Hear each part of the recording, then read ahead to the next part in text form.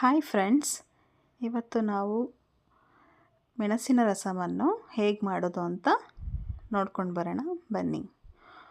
ಮೊದಲು ಬಾಣಲಿಗೆ ಎಣ್ಣೆ ಅಥವಾ ತುಪ್ಪ ನಿಮಗೆ ಯಾವುದು ಇಷ್ಟ ಆಗುತ್ತೋ ಅದನ್ನು ಹಾಕ್ಕೊಳ್ಳಿ. ಒಗ್ಗರಣೆಗೆ ಸಾಸಿವೆ ಜೀರಿಗೆ ಹಾಕಿ ಬಾಡಿಸಿ, ಕರಿಬೇವು, ಮೆಣಸಿನಕಾಯಿ, ಶುಂಠಿ ಬೆಳ್ಳುಳ್ಳಿ ಜಜ್ಜಿಕೊಂಡಿರೋದು ಹಾಕಿ, ಟೊಮೊಟೊ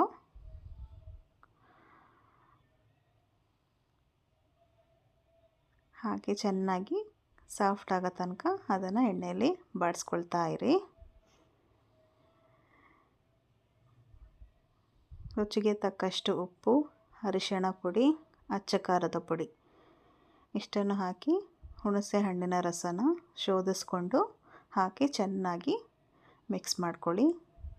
ನಂತರ ಅದಕ್ಕೆ ಎಷ್ಟು ಬೇಕೋ ಅಷ್ಟು ನೀರನ್ನು ಹಾಕಿ, ಮತ್ತು ಮೆಣಸಿನ ಜೀರಿಗೆ ಪುಡಿಯನ್ನು ಹುರಿದುಕೊಂಡು ಪುಡಿ ಮಾಡ್ಕೊಂಡಿರೋಂಥದ್ದನ್ನ ಪೌಡರ್ನ ಇಲ್ಲಿ ನಾನು ಹಾಕಿದ್ದೀನಿ.